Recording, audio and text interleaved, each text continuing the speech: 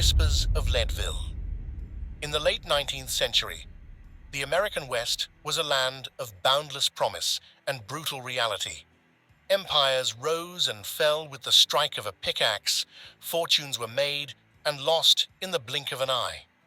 From the sun-baked deserts of Arizona to the gold-rich rivers of California, men and women chased dreams of prosperity fueled by grit, gunpowder, and an unwavering belief in their own destiny. But nowhere did this fever burn brighter or more dangerously than in the soaring peaks of the Colorado Rockies. Here, nestled among summits that pierced the clouds, lay Leadville, a boomtown born of silver. Imagine Leadville in 1885. It wasn't just a town, it was a living, breathing organism, constantly expanding, contracting, and redefining itself with every new discovery. Tents became shacks, shacks became saloons, and saloons became grand hotels, seemingly overnight. The air crackled with ambition. The scent of pine mingled with coal smoke, and the metallic tang of newly mined ore. Thousands flocked here, from seasoned prospectors who could smell silver in the very dirt, to hopeful newcomers, fresh off the trains, their pockets light, but their hearts heavy with ambition. They came from every walk of life, every corner of the globe, united by a singular, consuming desire to strike it rich. They were miners, gamblers, merchants, and saloon girls, each playing their part in the frantic symphony of the silver rush. The narrow streets, often no more than muddy tracks, teemed with humanity and animal traffic. Horses snorted, wagons creaked, and the shouts of vendors mixed with the boisterous laughter spilling from crowded saloons. Every building seemed hastily constructed, as if the town itself were in a race against time, eager to extract every last ounce of silver before the boom inevitably faded. But amidst this cacophony of commerce and ambition, another sound began to echo through the canyons of Leadville, softer yet far more unsettling. It was the sound of whispers, carried on the thin mountain air, whispers of something beyond the realm of pickaxes and dynamite, whispers of a woman, and a power that could reshape destinies. These were not the common rumors of a new load or the latest gambling debt. These were tales of the uncanny, stories that stirred a primal fear even in the most hardened frontiersmen. A prophecy of silver. Her name was Elara, a woman whose origins were as mysterious as the visions she claimed to behold. Some said she arrived in Leadville on the very first stagecoach, a silent, watchful presence among the boisterous crowds, her eyes, it was rumored, already holding the weight of untold futures. Others claimed she was a survivor of a forgotten mountain tribe, imbued with ancient knowledge and a connection to the very spirit of the Rockies. What was undeniable was her unique gift. Elara was a medium. Not of the flamboyant theatrical style that drew crowds in larger cities with flashing lights and dramatic pronouncements, but of quiet, unnerving certainty. She operated from a small, unassuming parlor on the quieter end of Harrison Avenue, a stark contrast to the boisterous saloons and raucous gambling halls that dominated the town center. The air within her rooms always felt still, almost heavy, as if permeated by unspoken truths, a palpable sense of something unseen, lingering just beyond the veil. A lone, flickering oil lamp often provided the only light, casting long, dancing shadows that seemed to shift with the very mood of her predictions. Miners, desperate for any edge in the brutal lottery of prospecting, sought her counsel. They came not for parlor tricks, which they could find in any variety of traveling shows, but for the chilling accuracy of her predictions. Elara rarely offered easy answers. Her pronouncements were often veiled in cryptic language, delivered with an intensity that left her clients unnerved but deeply convinced. She spoke of shifts in the earth, of veins unseen, of fortunes waiting to be unearthed, describing them in terms that resonated eerily with the raw geology of the region.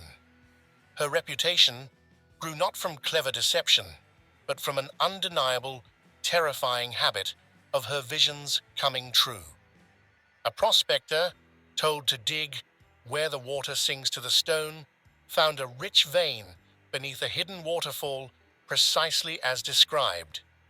A merchant, warned of a fire in the western wind, narrowly avoided a devastating blaze that consumed his warehouse just hours after his goods were moved. These were not mere coincidences. They were events that solidified Elara's status as a conduit to something beyond human understanding, a living oracle in a land that valued tangible gold but feared the intangible. She never sought personal gain from her gift, often refusing payment or accepting only meager sums, further adding to her mystique and fueling speculation about her true motivations. She lived a solitary life, her days spent in quiet contemplation, her nights perhaps haunted by the echoes of futures she alone could perceive. It was this quiet power, this undeniable accuracy, that drew the most powerful men of Leadville to her doorstep, men who typically scoffed at superstition, but found themselves drawn to her uncanny ability to unveil secrets. One cold autumn evening, as the first snowflakes began to dust the peaks of Mount Massive, blanketing the jagged landscape in a pristine white, a select group gathered in Elara's unassuming parlor. These were not common prospectors, but men who controlled the flow of silver from the earth.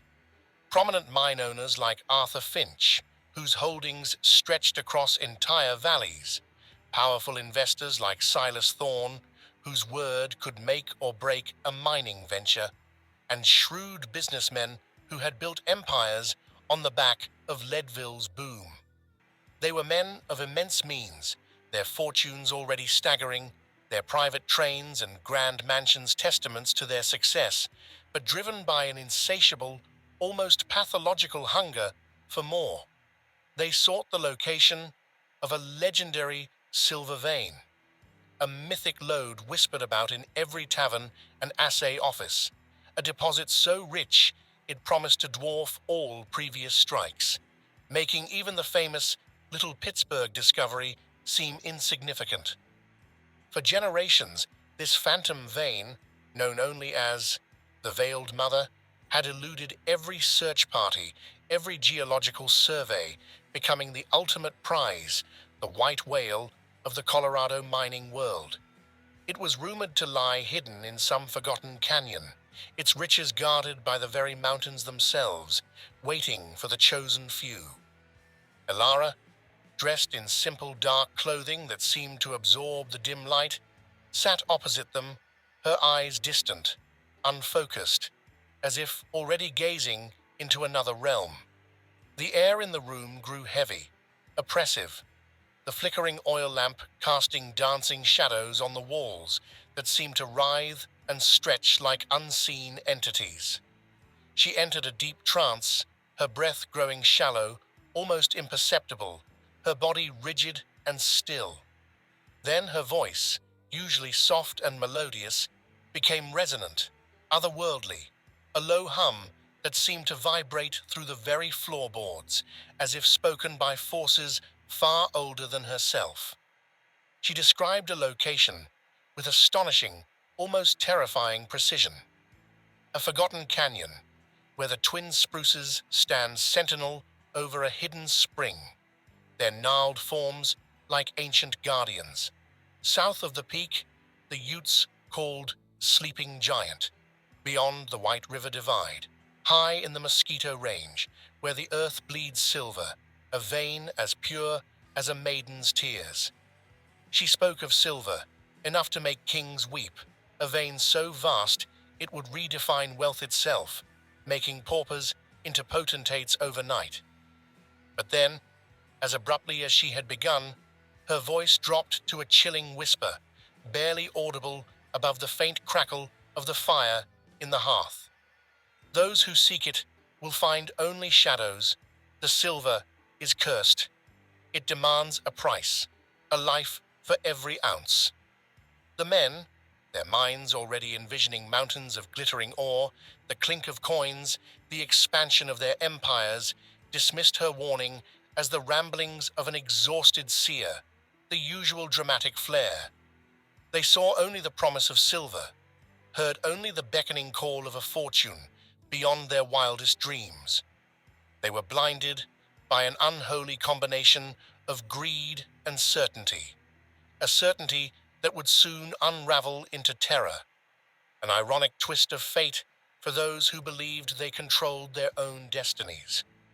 The lure of the unseen. Word of Elara's precise prophecy spread through Leadville like wildfire, faster than any newspaper could print it, leaping from mouth to mouth in saloons, boarding houses, and mine shafts. The chilling warning, "It demands a price," was dismissed by most as mere superstition, a dramatic flourish from a mystical woman, perhaps even a clever way to add mystique to her pronouncements. What truly captivated the town was the astonishing detail of her vision. The twin spruces, the hidden spring, the unnamed peak, the specific geographical markers that seemed to pinpoint an exact spot in the vast, untamed wilderness. This wasn't a vague, esoteric pronouncement. It was a treasure map, drawn by an unseen hand, a blueprint for unimaginable wealth that seemed too precise to ignore. The very specificity fueled a frantic excitement that transcended typical gold fever. Prospectors, already veterans of countless fruitless searches, now believed they had a divine blueprint, a cosmic cheat sheet to the ultimate load. The lure of the unseen, the idea of a supernatural guide to untold riches, proved irresistible. It wasn't just about hard work and luck anymore. It was about destiny. Within days, the first expeditions began to form, driven by a powerful blend of desperation and ambition. Seasoned miners, their faces weathered by sun and wind, their hands calloused from years of gripping pickaxes, dusted off their tools and packed their mules with extra provisions. They were joined by ambitious newcomers, city dwellers fresh off the trains, their hands soft, but their eyes gleaming with an almost feverish hope, their innocence a stark contrast to the unforgiving landscape they were about to enter. Each group, though ostensibly organized, carried an undercurrent of desperate ambition, a silent pact that whoever found it first would claim the ultimate prize. They pored over rudimentary maps, trying to match Elara's description to the treacherous, unforgiving terrain of the Mosquito Range, a landscape known for its sudden blizzards and hidden crevasses. They spoke in hushed tones of the veiled mother silver lode, imagining the untold wealth that lay just beyond the next ridge, the next canyon. They envisioned the grand houses they would build in Denver, the businesses they would fund, the political power they would wield, the legacies they would leave behind, etching their names into the very fabric of American history. The air was thick with dreams, each one more extravagant than the last, a heady perfume of possibility.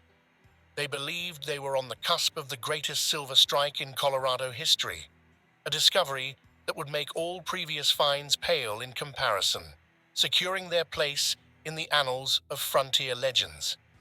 One such expedition was led by Silas Blackwood, a prospector whose grizzled beard and sharp, knowing eyes had seen more false hopes than true veins.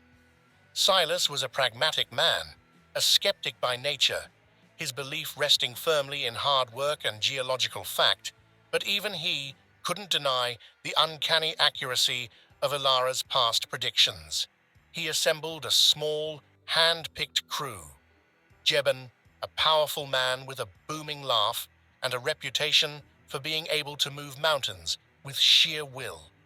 Thomas, quiet and methodical, a skilled surveyor whose calm demeanor belied a deep ambition. And young Finn, barely 18, brimming with the boundless optimism of youth, his first real venture into the unforgiving wilderness. They were well equipped, experienced in mountain travel, and shared a cautious hope, a silent agreement to temper their excitement with vigilance. Silas had dismissed the curse as nonsense, attributing Elara's warning to a seer's need for dramatic effect, perhaps even a psychological ploy to ensure that only the truly determined would persist. He reasoned that the mountains themselves were dangerous enough without adding supernatural threats. His team packed for a month, carrying extra dynamite, a heavy assay kit for testing ore, and enough rations to withstand an unexpected blizzard, knowing that survival often hinged on preparation. They consulted with experienced packers and guides, charting a course that meticulously followed Elara's strange, precise directions, using every available landmark to navigate the labyrinthine peaks. Their departure from Leadville was marked by the cheers of onlookers and the envious glances of those left behind, a mixture of well-wishes and desperate longing. As Silas and his men ventured deeper into the high country, leaving the familiar hum of Leadville behind, the landscape began to shift dramatically. The familiar pine forests gave way to a harsher, more desolate terrain of towering granite cliffs, jagged, unforgiving scree slopes, and stunted, wind-battered trees clinging precariously to rocky outcrops. They navigated treacherous passes, their mules straining against the steep inclines, their hooves scattering loose rock, the silence of the mountains punctuated only by the creak of leather and the heavy breathing of man and beast. Days blurred into a grueling routine of climbing, searching, and meticulously consulting their crude maps, each step a battle against exhaustion and the elements. Then, after nearly 2 weeks of relentless travel, battling biting winds and the ever-present threat of rockfalls, they found it. A hidden canyon, exactly as Elara had described, its entrance almost completely concealed by a natural rock formation, as if the earth itself intended to keep its secret. And there, at its entrance, stood 2 ancient spruce trees, their branches gnarled and twisted into grotesque shapes by years of relentless wind, seeming to stand sentinel over the very entrance to the gorge. Just beyond them, a small, clear spring bubbled from the rocks, its water pure and cold, mirroring the description perfectly. It was an uncanny match, every detail confirming the fortune-teller's vision. A thrill, part excitement, and part profound unease coursed through Silas. The veiled mother was real, and so, perhaps, was the warning. The air in the canyon felt different, a chilling weight that pressed down on them, silencing their excited whispers and replacing them with a quiet, growing dread. Shadows in the Rockies. The discovery of the twin spruces and the hidden spring, exactly as Elara had predicted, should have been a moment of unbridled triumph for Silas Blackwood and his crew. Instead, a peculiar unease settled over them, like a cold, damp shroud. The air in the canyon felt unnaturally still, the silence profound, broken only by the thin, almost mournful whine of the wind whistling through the jagged rock formations, a sound that seemed to carry an unseen lament. They established a temporary camp, their usual boisterous humor muted by an unspoken apprehension that thickened with every passing hour. Thomas, usually stoic and unyielding, complained of a constant chill, a deep cold that seemed to originate not from the external temperature, but from within his very bones, even as a roaring campfire battled the mountain night. Young Finn, typically full of boundless energy and eager chatter, became quiet, his eyes darting nervously towards the shadowed crevices of the canyon walls, as if expecting something to emerge from the deepening gloom. The familiar comforts of their camp, the crackle of the fire, the scent of coffee, seemed fragile against the looming presence of the untamed wilderness and the chilling precision of Elara's prophecy. Their initial prospecting efforts yielded nothing but the weary ache of muscles and the chipping sound of pickaxes against barren stone. Days turned into a grueling routine of meticulously chipping away at rock faces, testing samples with their assay kit, and finding only slate, quartz, and other common minerals. Hope began to wane, replaced by a creeping frustration that gnawed at their resolve. The mountain, it seemed, was determined to keep its secrets. Then, on the third day of digging near the predicted location, tragedy struck with the suddenness of a lightning bolt. Jeb, the strongest of the group, whose booming laugh had often echoed through the camps, was working a small outcrop of promising-looking rock when a sudden, inexplicable rockfall cascaded from above. It wasn't a general landslide, just a localized shower of jagged, heavy rocks, seemingly detaching themselves from an impossibly sheer cliff face above him. Silas and Thomas rushed to him, shouting his name, their hearts seizing with dread, but it was too late. Jeb was gone, buried beneath tons of granite, his powerful frame utterly crushed. The remaining men were stunned, their grief compounded by the sheer randomness and inexplicable nature of the event. There had been no warning, no tremor in the earth, no obvious instability in the rock. It was as if the mountain itself had reached out, silently, deliberately, to claim its first victim, fulfilling a chilling part of the prophecy. Silas, shaken but determined to see their mission through, attributed it to the inherent dangers of prospecting in such rugged terrain. They buried Jeb where he fell, marking his grave with a simple cairn of stones, their movements slow and heavy, and continued their search, though now with a palpable sense of dread, a chilling awareness that the mountain was watching. A week later, the weather, previously clear and crisp, turned savage with a terrifying suddenness. Without warning, a blinding blizzard descended upon the canyon, trapping them. The snow fell relentlessly, a thick, swirling curtain that erased all landmarks, reducing visibility to mere feet. The wind howled like a banshee, a mournful, agonizing shriek that tore at their meager shelter, threatening to rip it from its moorings. They huddled together, shivering uncontrollably, their provisions dwindling at an alarming rate, the cold seeping into their very bones. During the storm's peak, Thomas, driven by a desperate need for more firewood to stave off the encroaching hypothermia, ventured too far from camp, his silhouette quickly swallowed by the swirling white chaos. Silas called out to him, his voice ripped away by the gale, but Thomas vanished into the blizzard's impenetrable embrace. His desperate calls for help were swallowed by the howling wind, becoming indistinct, then fading entirely.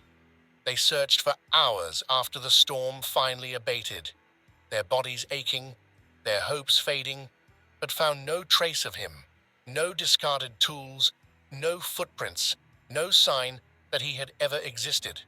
It was as if the mountain had simply consumed him, leaving no evidence behind. Only young Finn and Silas remained, two terrified men clinging to a fading hope, their faces grim, their eyes haunted by the emptiness where their companions had been. The curse Elara had spoken of, once dismissed as a fanciful superstition, now hung heavy in the air, a malevolent, undeniable presence that seemed to grow stronger with each loss. Silas and Finn, Their resolve shattered, their spirits broken, finally decided to abandon the search. The silver, if it even existed, was not worth the horrific price. They knew the veiled mother was out there, tantalizingly close, but the cost was too high, the fear too overwhelming. They began the long, perilous journey back to Leadville, their minds haunted by the ghosts of their lost companions, their every step heavy with sorrow and unspoken terror. But the mountain wasn't done with them yet. 2 days into their descent, as they navigated a winding trail along a sheer cliff face, a chilling event occurred. Finn, walking a few yards ahead of Silas, his shoulders slumped in exhaustion, suddenly screamed.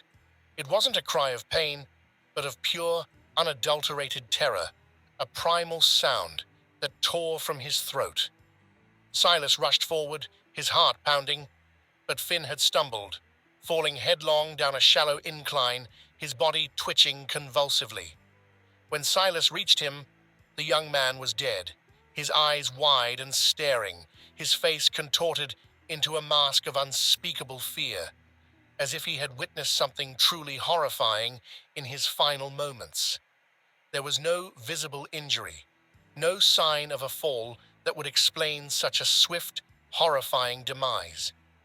It was as if something unseen had simply frightened him to death, a silent, psychological assault from the malevolent presence of the canyon. Silas, alone now and utterly broken, stumbled back to Leadville, a survivor bearing an unbearable burden. He spoke in hushed, terrified tones of the screaming in the wind, of shadows that moved when no one was watching, of a palpable malevolence that clung to the cursed canyon. His story, whispered from one miner to another, cemented the legend of Elara's curse, adding a new, chilling chapter to the already dangerous history of the Rockies.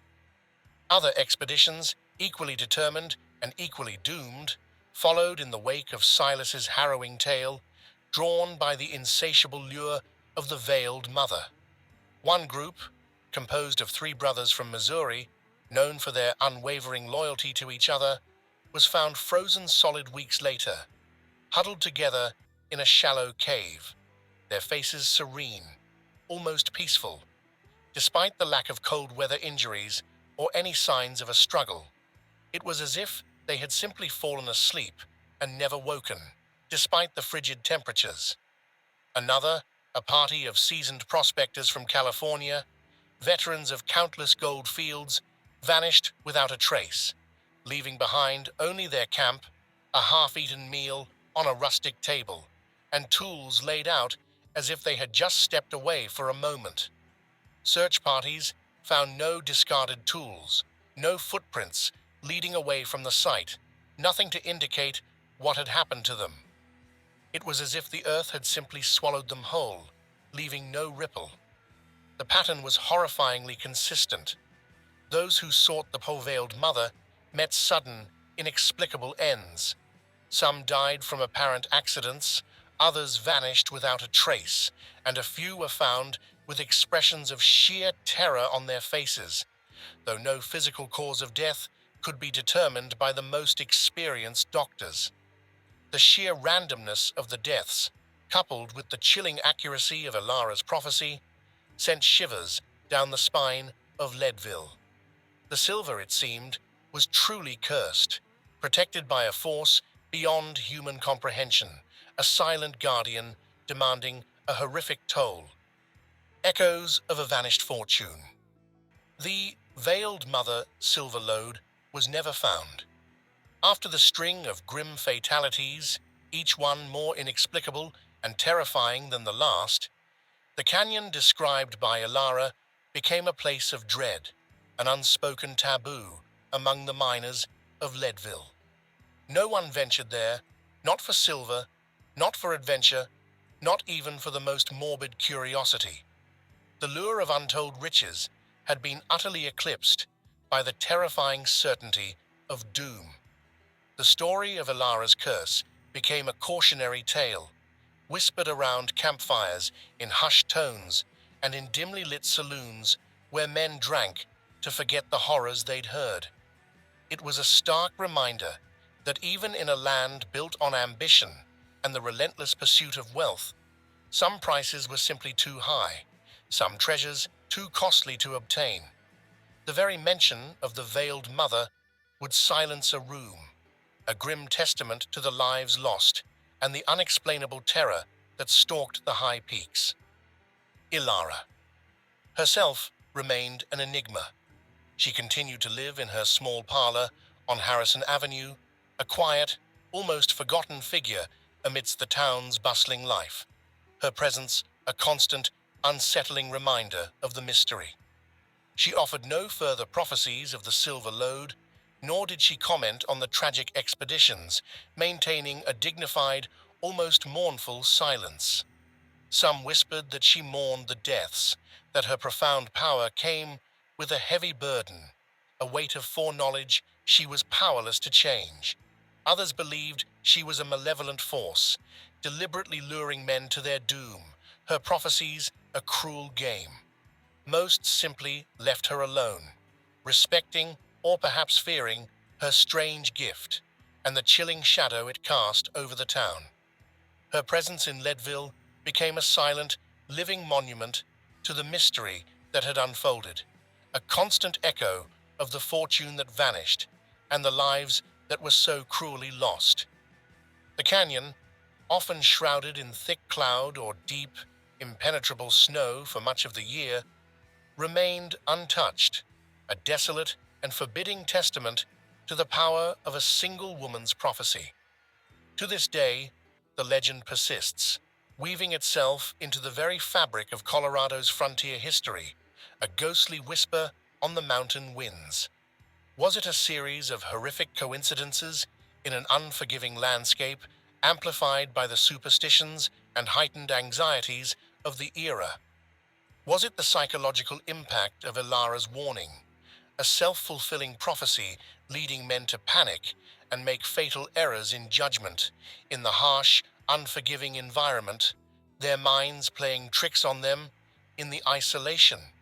Or was there something truly supernatural at play, a malevolent entity guarding a hidden treasure, fulfilling the medium's chilling prophecy to the letter?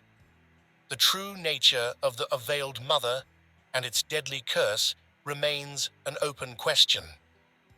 Forever lost in the desolate grandeur of the Rockies, a chilling tale of silver, sacrifice, and the unseen forces that shaped the American West, forever bound to the whispers of Leadville. The reaction in Leadville was profound and lasting, changing the very character of the Boomtown. The initial reckless gold rush mentality gave way to a deeper, more cautious approach to prospecting. Miners began to listen more intently to local legends and folk tales, seeing them not as mere stories for entertainment, but as potential warnings, ancient wisdom passed down through generations. The psychological impact of the curse was undeniable. Prospectors, once fearless in their pursuit of wealth, became more hesitant to venture into truly remote or unfamiliar territories, especially those matching Elara's uncanny descriptions. The community, once fiercely competitive and individualistic, developed a subtle but palpable sense of shared vulnerability, a recognition that some forces transcended human ambition.